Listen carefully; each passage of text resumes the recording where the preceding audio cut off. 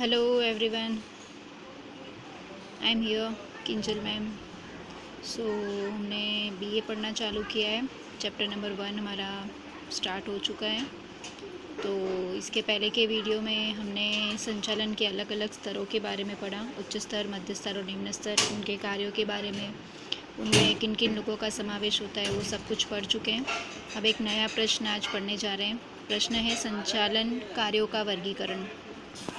तो यहाँ पे जो संचालन के कार्यों का वर्गीकरण है, उसका कहने का मतलब ये है कि जो संचालन है, जैसे हमने पहले पढ़ा था कि जो संचालन है अब व्यवसाय की तरह विकसित हो रहा है। तो इसमें काफ़ी अलग अलग लोग हैं, बड़े बड़े विद्वान हैं, जिन लोगों ने संचालन के जो कार्य है कि संचालन करना है हमको, मतलब मैनेजमेंट करना है, कोई इकाई को चलाना है, तो हमको कौन कौन से कार्य करने चाहिए। तो ऐसे अलग अलग लोगों ने अलग अलग कार्यों की एक लिस्ट दी है। तो हम सभी का समावेश तो यहाँ नहीं कर सकते, पर कुछ 5 विद्वान हैं जिनके कार्यों का लिस्ट यहाँ पर आपको दिया गया है। तो ये याद रखना है, ये 1 मार्क्स में, 2 मार्क्स में, 3 मार्क्स में किसी भी तरह से पूछा जाता है कि ये कार्य किसने बताया था या इसके कार्यों की सूची लिखिए। तो संचालन के जो कार्य हैं उसमें जो पहला कार्य है वो पीटर ड्रकर जो है विद्वान, उन्होंने बताया है कि उनके हिसाब से जो संचालन के कार्य हैं वो सिर्फ 3 कार्य हैं। जो पहला कार्य है वो व्यवसाय का संचालन, दूसरा जो कार्य है वो संचालक का संचालन, और जो तीसरा है वो श्रमिक और कार्य का संचालन। इसको याद रखने के लिए शॉर्टकट में याद रखना है पीटर ड्रकर, व्यवसाय, संचालक, श्रमिक। पीटर ड्रकर, व्यवसाय, संचालक, श्रमिक, ठीक है। यानी व्यवसाय का संचालन, संचालक का संचालन और श्रमिक और उसके कार्य का संचालन, ठीक है। इस तरह से 3 इनके कार्य याद रखने हैं हमको। अब जो दूसरे जो विद्वान हैं वो 3 विद्वान हैं। डॉक्टर जॉर्ज आर टेरी, इसमें दूसरे नंबर पर जो विद्वान है वो डॉक्टर जॉर्ज आर टेरी हैं, कुंतज और ओडोनल, और जो तीसरे हैं वो है हेनरी फेयोल, ठीक है। अब इसमें इन तीनों विद्वानों ने जो कार्य बताए हैं उसमें ऐसा है कि तीनों के तीनों विद्वानों के 3 कार्य जो हैं वो एक जैसे हैं। मैंने देखो यहाँ पर एक टिक मार्क किया हुआ है जिससे आपको इजीली याद रह जाए। ये तीनों लोगों के 3 कार्य एक जैसे हैं। तो 3 कार्य में जो पहला कार्य है जो तीनों में एक जैसा है वो है आयोजन, ठीक है। यहाँ पे भी आयोजन, इसका भी पहला जो कार्य है वो है आयोजन का कार्य, और इनका भी जो पहला कार्य है वो है आयोजन का कार्य, ठीक है। अब इसके बाद का जो तीनों का जो एक जैसा कार्य है वो है व्यवस्था तंत्र। तो यहाँ पर मैंने लिख दिया व्यवस्था तंत्र। यही कार्य कुंतज और ओडोनल में भी आएगा, और यही कार्य जो है हेनरी फेयोल में भी आएगा, ठीक है। अब जो तीसरा कार्य है जो तीनों में एक जैसा है वो है नियंत्रण का कार्य। नियंत्रण, यहाँ पर भी नियंत्रण और यहाँ पर भी नियंत्रण, ठीक है।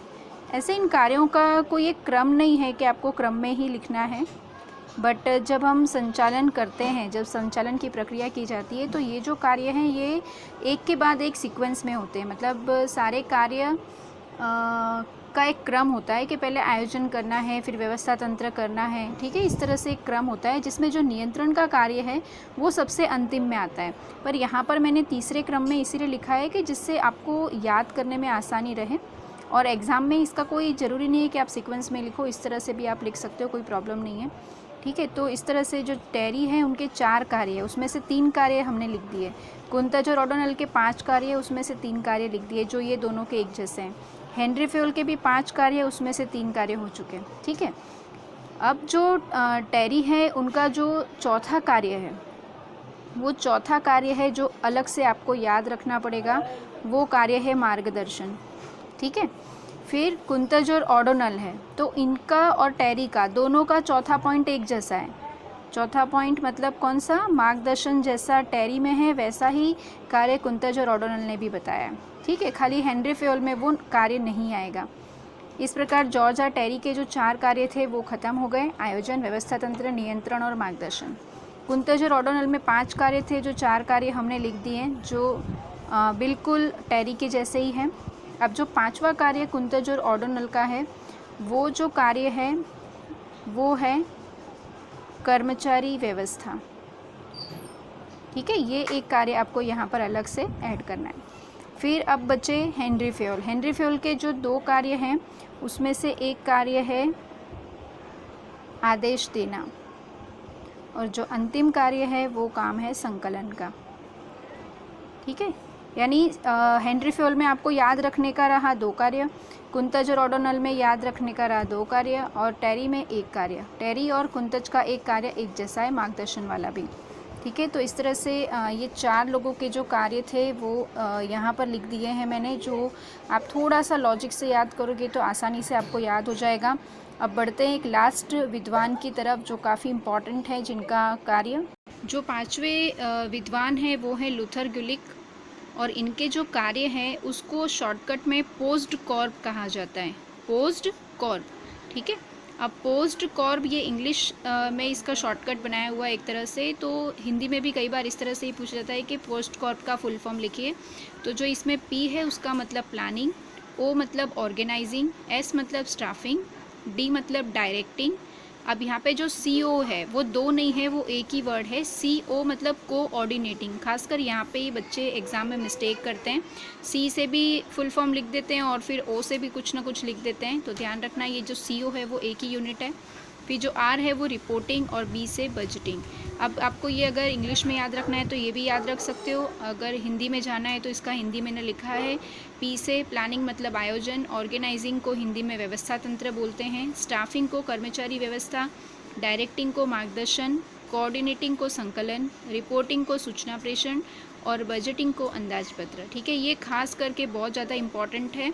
और एक लूथर गुलिक है जिन्होंने इतने सारे संचालन के कार्य बताए हैं, बाकी सबके 5-5 हैं। ठीक है, तो इस तरह से भी आपको याद रख लेना है। तो इस तरह से 5 विद्वानों के जो कार्यों का वर्गीकरण था वो यहाँ पर ख़त्म होता है। तो आज के वीडियो के लिए इतना ही है। अगले वीडियो में हम अगला क्वेश्चन पढ़ेंगे। ये जो प्रश्न है इसको आप आपकी नोटबुक में लिख लीजिए। Thank you everyone, bye bye.